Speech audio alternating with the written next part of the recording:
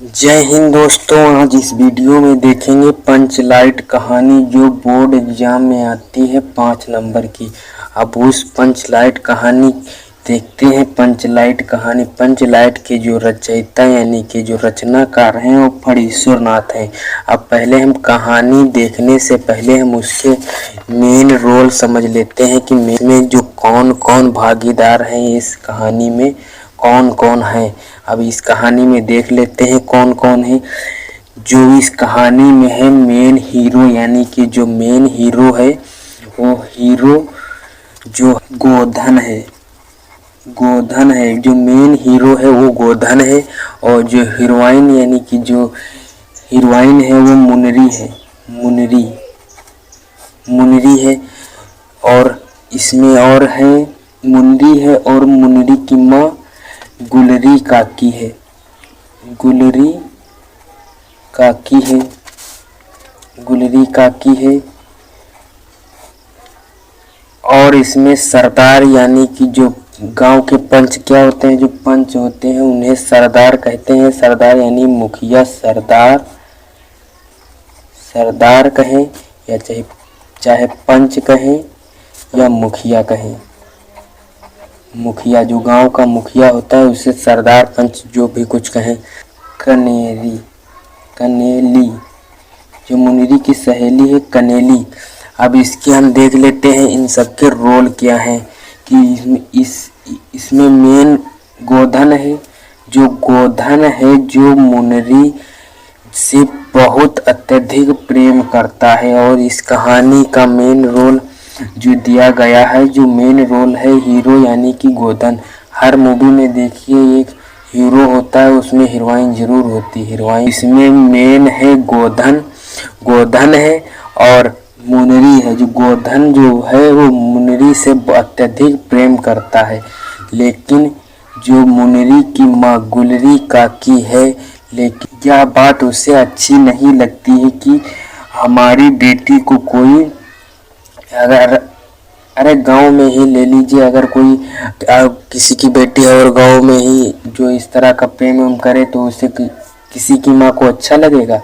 मुनरी की तो उसे डांटते फटकारते हैं, लेकिन वो नहीं मानती है और यह प्रेम अत्यधिक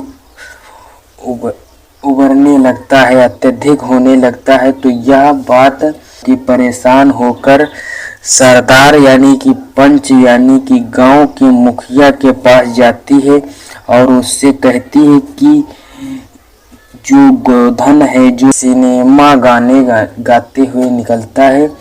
और फिर सरपंच यानी कि जो सरपंच हैं, गांव के पंच हैं, तो फिर गोधन को बुलाते हैं और उसे गांव से बहिष्कृत कर देते हैं, बहिष्कार कर देते हैं, यानी कि उसका हुक्का पानी बंद करवा देते हैं। उसका गोधन का बहिष्कार कर देते हैं, हुक्का पानी उसका बंद करवा देते हैं। हुक्का पानी बंद हो जाता है गोधन का हुक्का पानी बंद हो गया। अब होता क्या है, अब कुछ दिनों पश्चात ही रामनवमी का मेला लगा गांव में और वहां पर मेला से लोग एक लालटेन लाए, वही जो पंचलाइट लाए। लेकिन जब पंचलाइट लाए लेकिन गांव के लोग उस पंचलाइट को जलाना नहीं जानते थे। तो उसे पंचलाइट को जलाने में गांव के लोग कोई भी पंचलाइट को जलाना नहीं जानते थे। तो वो पंचलाइट को जब जलाना नहीं जानते थे, लेकिन मुनरी को यह बात पता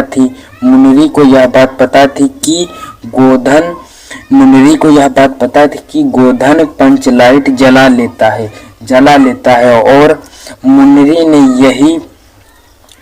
ने यही चतुराई से बात की, चतुराई यहाँ पर दिखाई की और अपनी सहेली कनेली से कहा कि जो हमारे ओ यानी कि जो ओ हैं, गांव में लोग क्या कहते हैं, ओ जी यानी अबे गधा। वो होता है कि कनेली से कहती है कि गोधन यानी कि गोधन जो है वो पंचलाइट जला लेता है।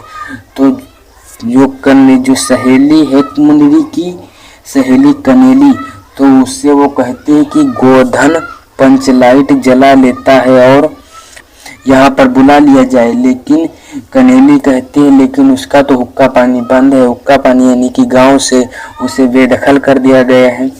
तो लेकिन वो कहती है कि यह बात तुम पंच के पास पहुंचाओ, कि पंच के पास जब पहुंचाओगी तो पंच जरूर राजी हो जाएंगे। तो पंच जब पंच के पास यह बात पहुंचाई कनेली ने, जब यह पंच ने उसे गांव में फिर से बुलाया और उसे अपनी बिरादरी में फिर से जोड़ लिया और कहा कि अब फिर जब उसे बुलाया तो वह पंचलाइट को जला देता है और मुनिरी की जो माँ गुलरी काकी है वो अत्यधिक प्रसन्न हो जाती है और उसे शाम को खाने के लिए अपने घर आमंत्रित करती है और कहती है अगर आप जो सक्सेस नहीं होंगे तो कोई भी आपको यहाँ बुलाएगा नहीं, आपको कोई किसी कहीं पर समझेगा नहीं।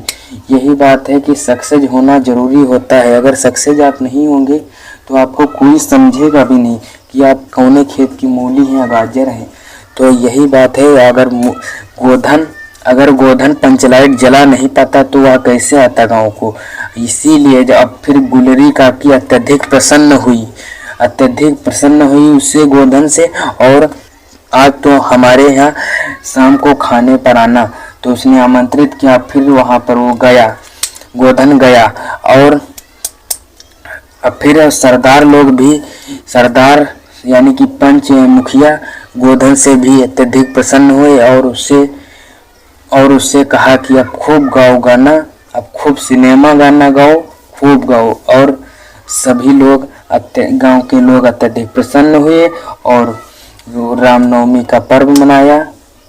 अब देख लेते हैं पंचलाइट कहानी का पूरा सारांश देख लेते हैं। पंचलाइट कहानी फणीश्वर नाथ रेणु जी की आंचलिक कहानी है, जो इसके रचनाकार हैं जो फणीश्वर नाथ हैं। इस कहानी में बिहार के पिछड़े गांव के परिवेश का बहुत ही सुंदर चित्रण किया गया है। अब इसका चित्रण देख लेते हैं, बहुत ही सुंदर है, यानी कि यह कहानी बहुत ही बढ़िया है। इस गांव में गोधन नाम का एक लड़का है जो गांव की मुनिरी नाम की एक लड़की से बहुत ही प्रेम करता है, लड़की से प्रेम बहुत अत्यधिक करता है।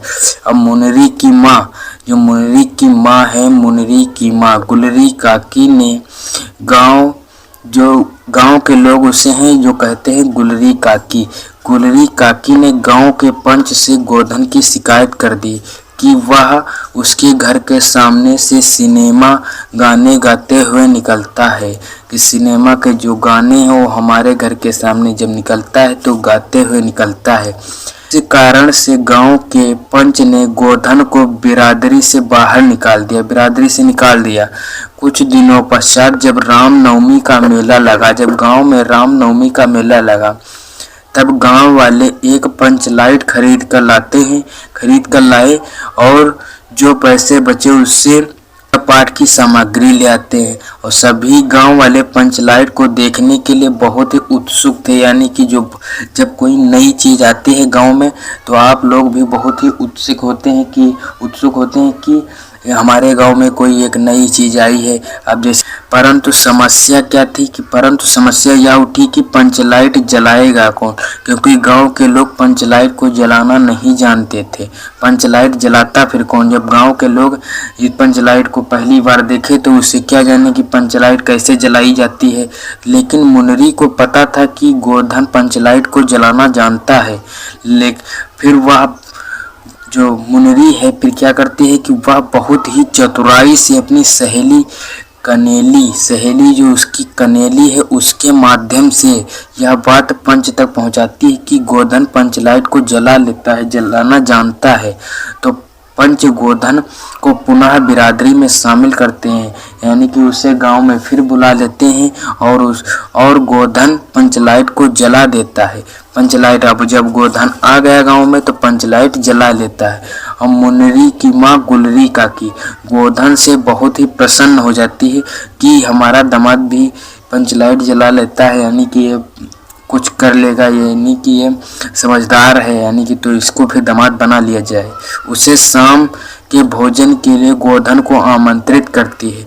पंच भी अत्यधिक गोधन से प्रसन्न होते हैं, उत्साहित होते हैं कि तुम्हारा सातों